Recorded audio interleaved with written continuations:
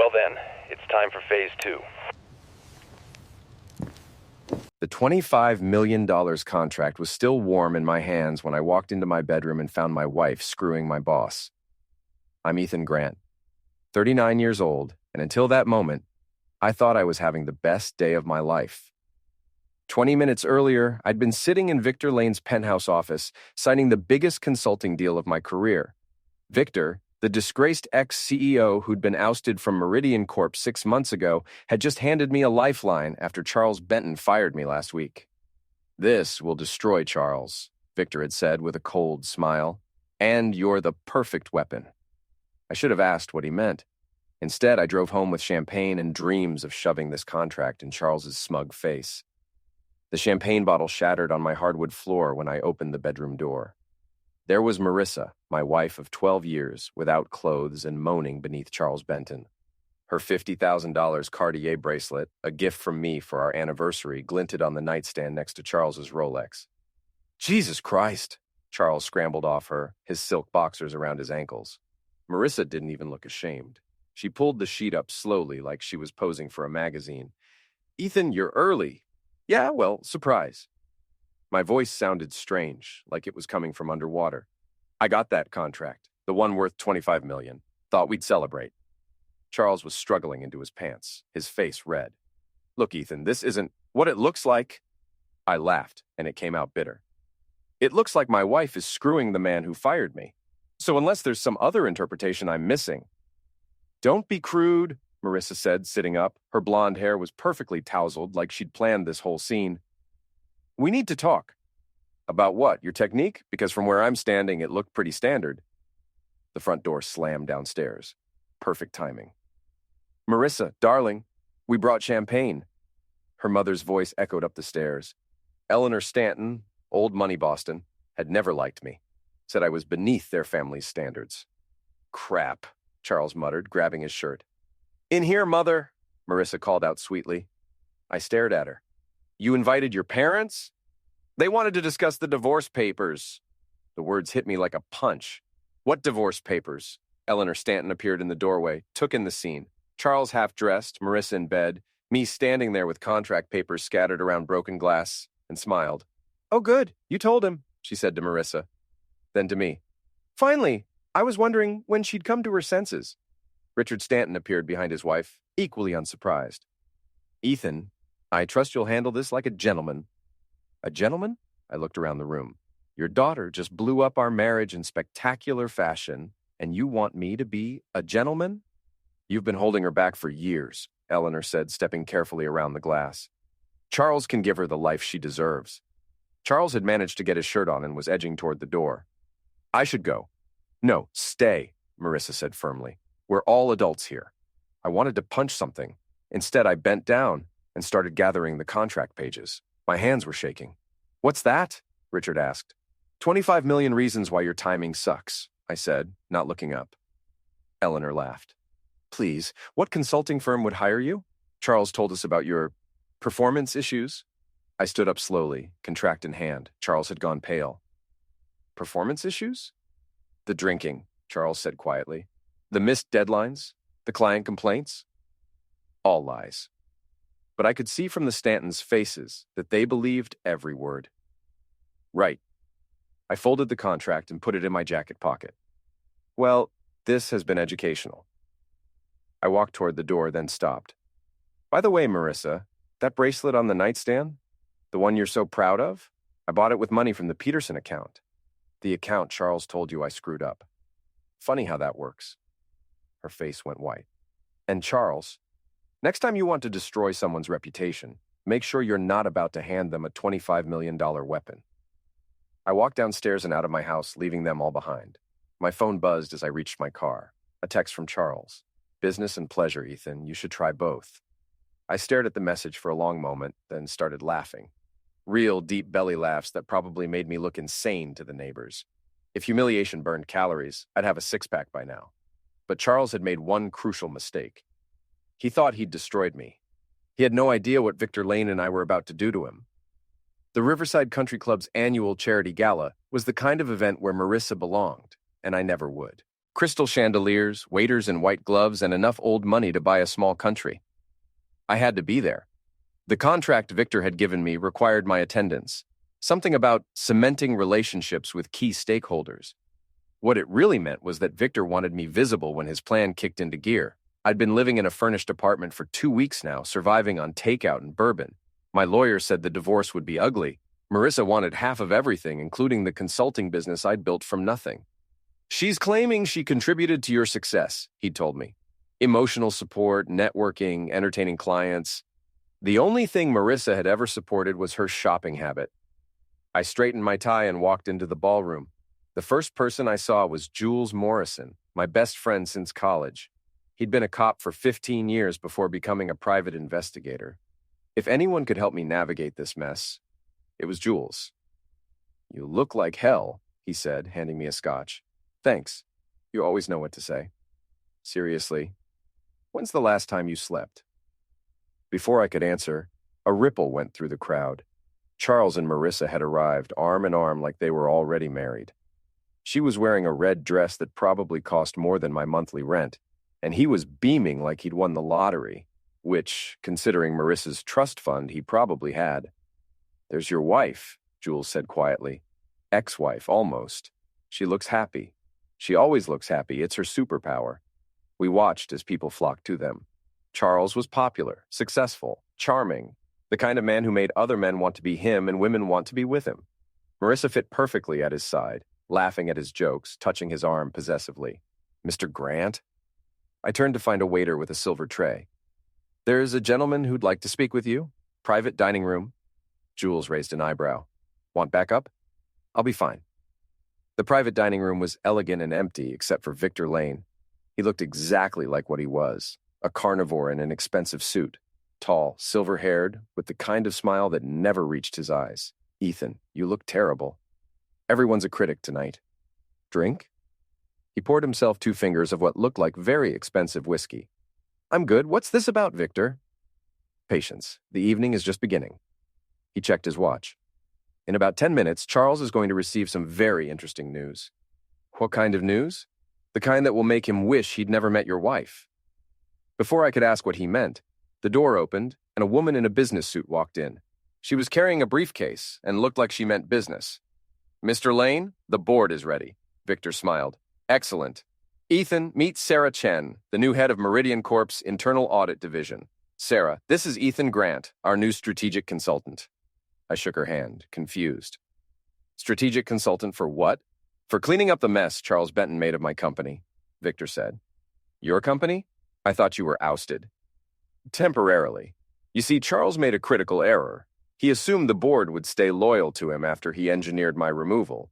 But loyalty is expensive, and Charles has been spending company money on personal expenses. Expensive dinners, jewelry, weekend trips to Martha's Vineyard." My stomach dropped. "The bracelet. Among other things, Sarah's team has been very thorough." Through the dining room's window, I could see the main ballroom. Charles was at the center of a group of board members, gesticulating wildly. Even from here, I could see the panic on his face. "You set him up!" "I gave him enough rope to hang himself. The affair with your wife was just the cherry on top." "And me? What's my role in this?" Victor's smile got colder. "You're going to help me destroy him completely, and in return, you'll get everything you've lost and more." A commotion erupted in the ballroom. Charles was arguing with someone, his face red with anger. Marissa stood beside him, looking confused and embarrassed. "What's happening?" "Charles is being informed that he's under internal investigation for misappropriation of funds. Effective immediately, he's suspended from all duties." I watched as security guards appeared. Not to arrest Charles, but to escort him from the premises. The crowd was buzzing with excitement, nothing like a good scandal to liven up a charity gala. Marissa was looking around desperately, probably trying to figure out how to handle this public humiliation. Her friends, the same women who'd been gossiping about my failures for weeks, were whispering behind their hands. "This is just the beginning," Victor said. "By the time we're finished, Charles Benton will be a cautionary tale." I should have felt satisfaction. Instead, I felt sick. And Marissa? Collateral damage, though I suspect she'll land on her feet. Women like her always do. Charles was being escorted out now, Marissa hurrying behind him. As they passed the dining room window, she looked directly at me. For just a moment, her perfect composure cracked, and I saw something that might have been fear. Then they were gone, and the party continued as if nothing had happened. "So," Victor said, refilling his glass, "ready to get to work?" I thought about the contract in my pocket, about my empty apartment, about the way Charles had looked at me that day in the bedroom. "What do you need me to do?" Victor's penthouse overlooked the city like a throne room. Floor-to-ceiling windows, minimalist furniture, and the kind of art that costs more than most people's houses. I'd been coming here every day for a week, planning Charles's destruction with the methodical precision of a military operation. "The beauty of revenge," Victor said, spreading files across his glass conference table, "is that it's most effective when the target destroys himself." Jules had joined us today, bringing his own stack of files. Private investigation work had made him cynical and thorough, exactly what we needed. "Charles is panicking," Jules reported. "Since the suspension, he's been making mistakes, lots of them." "What kind of mistakes?" I asked. "The expensive kind. He's been using his personal credit cards to maintain his lifestyle, but his assets are frozen pending the investigation. So he's been borrowing money. From who? Your wife, for starters."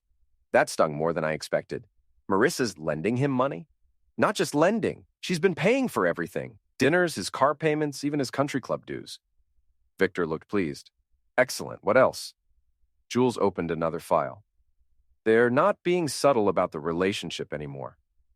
I've got photos of them at restaurants, hotels, her apartment, and the digital evidence is even better." He slid his tablet across the table.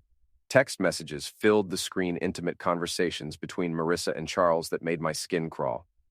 "Jesus, I don't need to see this." "Actually, you do," Victor said, "because some of these messages contain confidential information about your consulting business." I looked closer. He was right. Marissa had been forwarding Charles details about my new contracts, client lists, even strategic plans I'd shared with her before everything fell apart. "She's been spying on me." "Corporate espionage," Victor corrected, "which is a felony. You want to have her arrested?" "I want to have leverage. Charles is desperate enough to do something stupid, but we need to push him in the right direction." Jules pulled out another file. "Speaking of stupid, Charles has been bad-mouthing you around town, telling people you're unstable, that you've been drinking heavily, that you threatened him." "I never threatened him." "Doesn't matter. He's building a narrative where you're the dangerous ex-husband who can't accept reality." Victor smiled. "Perfect. Let him think he's winning." "What's the next step?" "We escalate. Charles has been driving that ridiculous vintage Porsche around town like he owns the world. Time to bring him back to earth." "You want me to damage his car?" "I want you to send a message, something creative, something that will make him paranoid."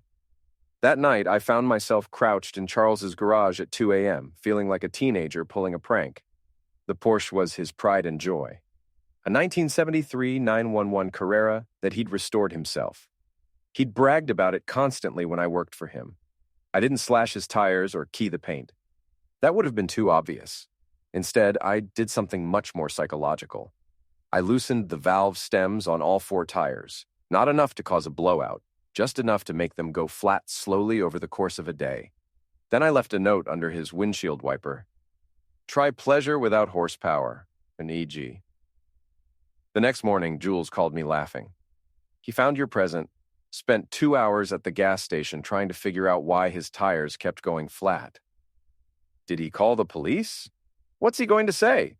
Someone played a harmless prank on his car? He looked like an idiot." But Charles wasn't done. That afternoon, a video appeared on social media security footage from the country club gala showing me drinking heavily and stumbling around. The timestamp had been edited to make it look like I was there for hours, getting progressively more intoxicated. The caption read, "Local businessman Ethan Grant's public meltdown at charity event. Sources say he's been struggling with booze misuse since losing his job." Within hours, the video had hundreds of shares and dozens of comments. People I'd known for years were expressing concern for my drinking problem and speculating about my mental health. "Son of a witch," I muttered, watching the view count climb. My phone rang. "Victor." "Saw the video. Charles is getting desperate. He's making me look like a psycho." "Good. Desperate people make mistakes. And Charles is about to make a big one." "What do you mean?" "I mean, it's time for phase 2. Meet me at the office tomorrow morning. And Ethan, bring your appetite for destruction." I hung up and watched the video again. In the edited footage, I looked unhinged, dangerous, exactly the kind of man who might do something violent to his ex-wife and her lover. Charles was playing a dangerous game. He was painting me as unstable while simultaneously provoking me. But he'd made one crucial error in his calculation. He thought I was working alone. He had no idea that Victor Lane had been planning this war long before I ever walked into that bedroom. The Riverside Art Museum's annual auction was Marissa's favorite social event. She'd dragged me to it every year of our marriage, bidding on overpriced paintings to impress her friends. This year, she was attending with Charles, and Victor had made sure we had front row seats to their humiliation. The key to public embarrassment, Victor explained as we watched from the back of the auction hall, is making it look accidental. Charles and Marissa were sitting in the third row, dressed like they owned the place. She was wearing diamonds that caught the light every time she moved, and he was playing the part of the successful executive, even though his suspension was common knowledge by now. Lot 47, the auctioneer announced, a stunning piece by contemporary artist Maria Santos. Bidding starts at $50,000. This was it. Victor had arranged for Charles to receive a bidding paddle registered under a fake company name, one that would trace back to him in the most embarrassing way possible. Charles raised his paddle confidently. He was trying to impress Marissa, showing her he could still afford luxury despite his legal troubles. $60,000 to paddle 127, the auctioneer called. The bidding continued, Charles competing with two other buyers. Marissa was practically glowing with excitement, whispering in his ear, encouraging him to go higher. $100,000 to paddle 127, $125,000, $150,000 to paddle 127. Charles was sweating now, but he couldn't back down. Not in front of Marissa, not in front of all these people who knew about his suspension. Going once, going twice, sold to paddle 127 for $150,000. The crowd applauded. Charles looked relieved and proud. Marissa kissed his cheek. Then the auctioneer made the announcement that Victor had orchestrated. Ladies and gentlemen, paddle 127 has requested that this purchase be made as a charitable donation in honor of someone special. This beautiful piece will be donated to the Children's Wing of City General Hospital with a dedication plaque reading, "In honor of Charles Benton, a man who takes what isn't his but gives back when it counts." The applause faltered. People started whispering. Charles's face went from proud to confused to horrified in the span of about 5 seconds. "What the hell?" he muttered, loud enough for nearby tables to hear. The auctioneer continued, oblivious to the drama he was creating. "The donation will be formally recognized at next month's hospital gala, where Mr. Benton will be invited to speak about the importance of giving back to the community." Marissa was staring at Charles with a mixture of confusion and growing embarrassment. Around them, people were starting to put the pieces together. Charles Benton, currently under investigation for misappropriating company funds, had just very publicly donated $150,000 to charity with a dedication that basically called him a thief. "I didn't write that," Charles said, standing up. "I never said that." But his voice was lost in the murmur of the crowd. The damage was done. Victor leaned over to me. "Phase 1 complete. That was brutal. That was just the appetizer." We left before Charles could figure out what had happened, but Jules, who'd been sitting closer to the action, called me an hour later with an update. "He made a scene," Jules reported. "Tried to get the auction house to reverse the donation, but they said all sales were final. Marissa looked like she wanted to disappear." "What about the investigation angle?" "That's where it gets interesting. Turns out the fake company that registered the paddle, it's connected to one of Charles's offshore accounts, the ones the audit team has been trying to trace." I felt a chill. Victor set him up. "Looks like it. Charles just accidentally provided evidence for his own prosecution." Jesus, how deep does this go? "Deeper than you think. I did some digging on Victor Lane. His removal from Meridian wasn't as clean as he made it sound." "What do you mean?" "I mean, there's a reason he knows so much about Charles's financial irregularities. Victor's been planning this for months, maybe longer. After I hung up with Jules, I sat in my apartment trying to process what was happening. I'd wanted revenge on Charles and Marissa, but this felt bigger than that. Victor wasn't just helping me get back at my ex-wife and her lover. He was using me to wage a war I didn't fully understand. My phone buzzed. A text from an unknown number. "We need to talk. Come alone. M." Marissa wanted to meet. Against my better judgment, I agreed. She'd chosen a quiet bar downtown, the kind of place where we used to go when we were dating. Neutral territory. She was already there when I arrived, sitting in a corner booth, still wearing the dress from the auction. Up close, she looked tired and older than her 35 years. "You look good," she said as I sat down. "Thanks, you look expensive." She almost smiled. Always the charmer. "What do you want, Marissa?" "I want to know what you're doing." "Having a drink with my ex-wife, living dangerously." "The auction, Ethan. That wasn't a coincidence." "No, it wasn't." She leaned forward. "Charles thinks you're behind all of this. The investigation, the suspension, now tonight." "Charles thinks a lot of things. Most of them are wrong." "Are they?" I studied her face. Even now, even after everything, she was beautiful. But there was something desperate in her eyes that I'd never seen before. "Why do you care? You got what you wanted." "Did I?" "You tell me. You're with him, aren't you?" She was quiet for a long moment. "It's complicated." "It always is with you. Ethan, if you're planning something, you need to stop. Charles is dangerous when he's cornered." "Is that a threat?" "It's a warning from someone who used to care about you." I finished my drink and stood up. "Used to. That's the key phrase, isn't it?" As I walked away, she called after me. "Ethan, please, just be careful." I didn't turn around, but I did turn on the voice recorder app on my phone. Victor had taught me that evidence was everything, and Marissa had just given me plenty. The thugs showed up at my apartment on a Tuesday morning, which seemed unprofessional. If you're going to intimidate someone, at least have the courtesy to do it at night. I was making coffee when I heard the heavy footsteps on the stairs outside my door. 3 sets, moving with the kind of deliberate weight that meant trouble. I'd learned to recognize that sound during my brief stint in the military, back when I was young and stupid enough to think I could save the world. The knock, when it came, rattled the doorframe. "Ethan Grant, we need to talk." I looked through the peephole. 3 men in cheap suits, the kind of muscle that Charles would hire through intermediaries. The lead guy was built like a refrigerator with anger management issues. "I'm not interested in whatever you're selling," I called through the door. "Open the door, Mr. Grant. This can be easy or hard." "I choose option 3. Call the police." I already had my phone out, but before I could dial, Jules's voice came from the stairwell. "Problem, gentlemen." Thank God for paranoid ex-cops. Jules had been watching my apartment since the video incident, convinced that Charles would escalate things. "This is a private conversation," refrigerator guy said. "Funny thing about conversations," Jules replied.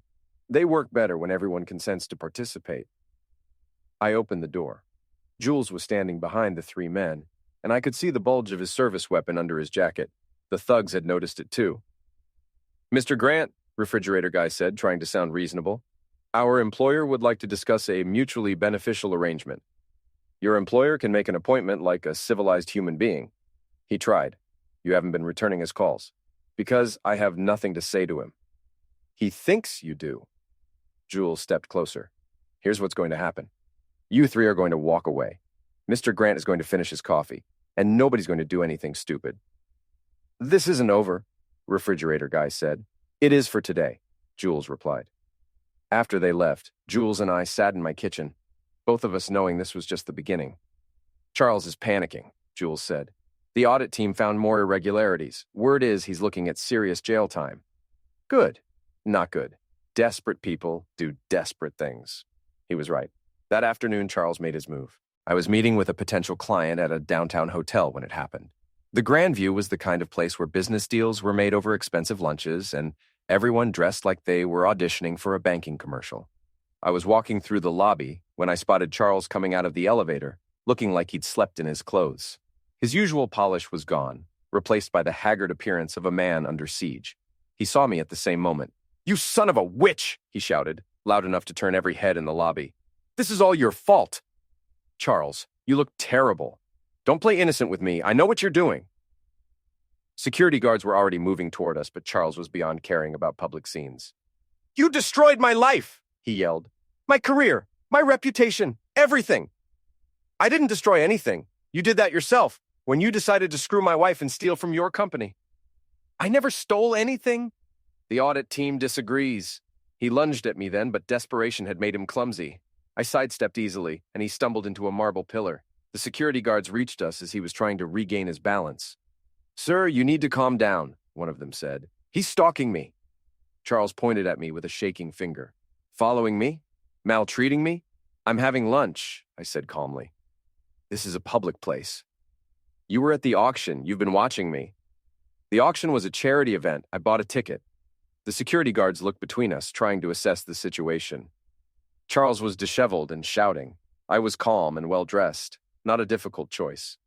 "Sir, I'm going to have to ask you to leave," the guard said to Charles. "This isn't over," Charles hissed at me as they escorted him out. "It is for today," I replied, borrowing Jules's line, but Charles wasn't done. That evening, Jules called with disturbing news. "He's been asking questions about you, where you live, where you work, your daily routine." "What kind of questions?" "The kind that make me think he's planning something." "Like what?" "Like maybe he's going to try to frame you for something. Make you look like the aggressor." "How?" "Think about it. He's been building a narrative that you're unstable, dangerous, obsessed with revenge. All he needs is one incident to make it stick." That night, I couldn't sleep. I kept thinking about Charles's face in the hotel lobby, the wild desperation in his eyes. Jules was right. He was planning something. I just didn't know what. The answer came at 3 a.m. when my building's fire alarm started screaming. I grabbed my phone and wallet and headed for the stairs, joining the stream of residents evacuating the building. Outside, fire trucks were already arriving, their lights painting the night red and blue. "What happened?" I asked my neighbor, Mrs. Patterson. "Someone said they smelled gas," she replied. "Possible leak in the basement." But as I watched the firefighters work, I noticed something odd. The gas company truck that had arrived wasn't from the local utility, and the man in the hard hat directing the evacuation looked familiar. It was one of Charles's thugs from that morning. "Jules," I called, stepping away from the crowd. "We have a problem." "What kind of problem?" "The kind where Charles is trying to make me disappear." "Where are you?"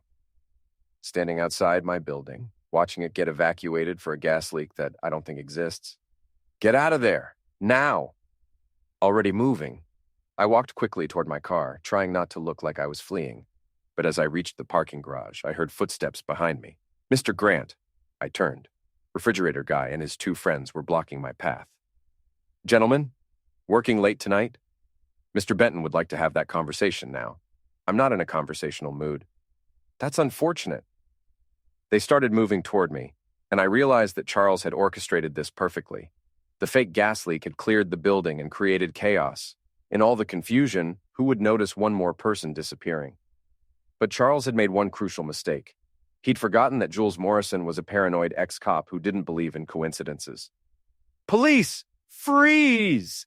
Jules's voice echoed through the parking garage as he appeared behind the thugs, weapon drawn. Two uniformed officers flanked him. "Hands where I can see them." Refrigerator Guy looked like he was considering his options, but the sound of approaching sirens made the decision for him. "This is maltreatment," he said as the officers cuffed him. "This is attempted kidnapping," Jules replied. "Big difference." As they led the thugs away, Jules walked over to me. "You okay?" "Better than okay. We got them. We got the muscle. Charles is still out there." "Not for long. He just made this personal." Jules looked at me with concern.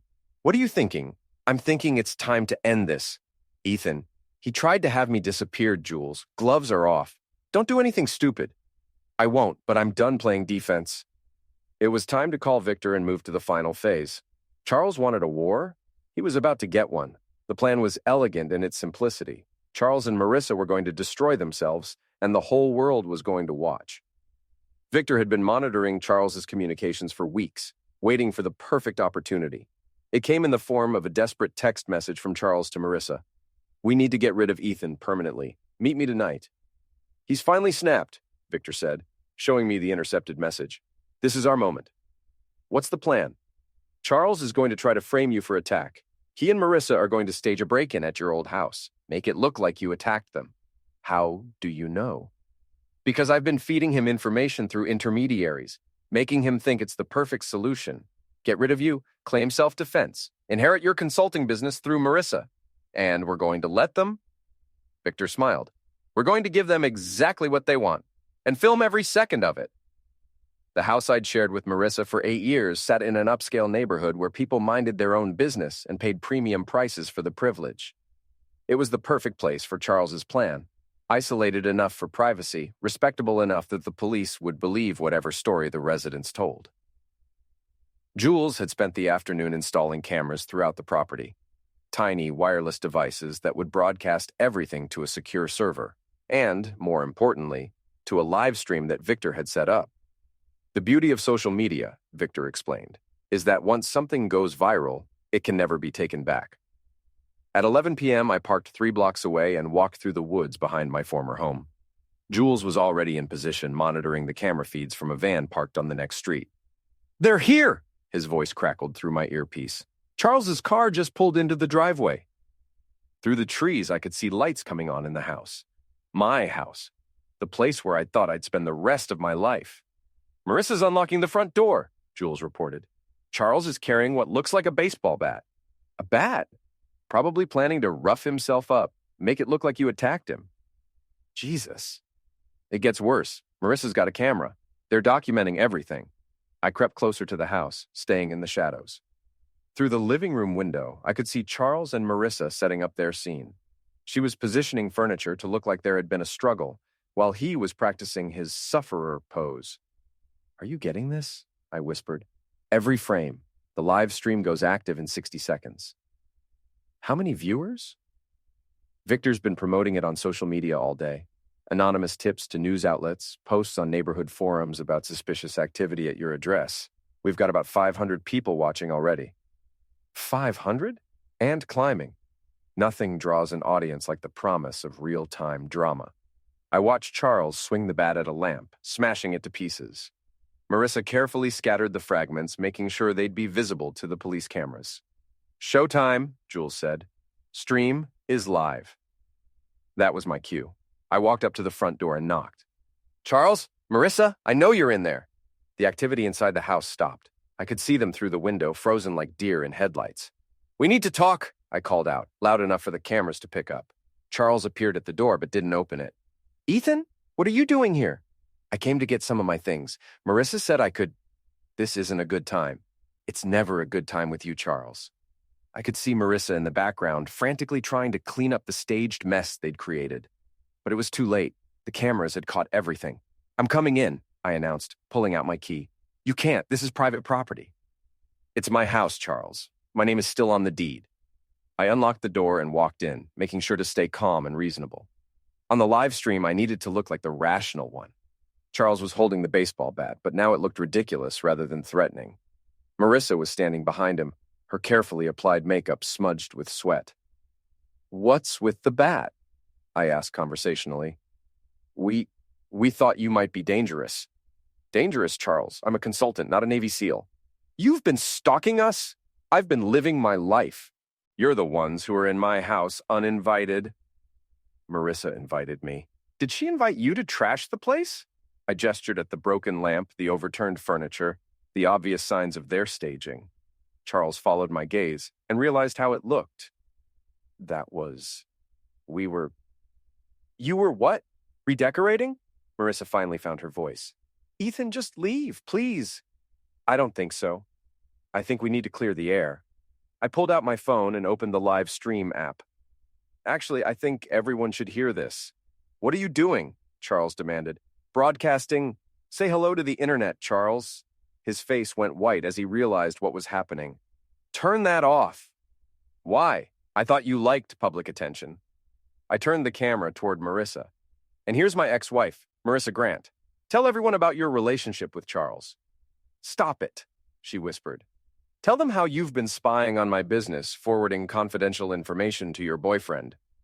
"That's not—" "Tell them about the money you've been lending Charles since he got suspended for embezzlement." "I never—" "Or should I just read the text messages?" I started scrolling through the evidence Jules had gathered, reading their intimate conversations aloud. With each message, Marissa looked smaller and Charles looked more desperate. "Stop!" Charles swung the bat at my phone, but I'd been expecting it. I stepped aside and he stumbled, falling hard onto the coffee table. "Did everyone see that?" I asked the camera. "Charles Benton just tried to attack me with a baseball bat. I was defending myself." "From what? A phone?" Sirens were approaching now. Someone watching the stream had called the police. "Here come the cops," I announced. "This should be interesting." Charles and Marissa were whispering frantically, trying to figure out how to salvage their plan.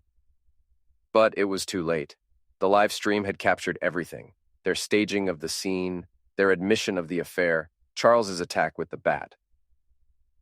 "Ladies and gentlemen," I said to the camera, "you've just witnessed Charles Benton and Marissa Grant attempting to frame me for attack. Everything you've seen tonight has been broadcast live and recorded." The police burst through the door, weapons drawn. "Drop the bat!" they shouted at Charles. "He attacked us!" Charles yelled, pointing at me. "We were defending ourselves!" "With what?" the lead officer asked, looking around the room.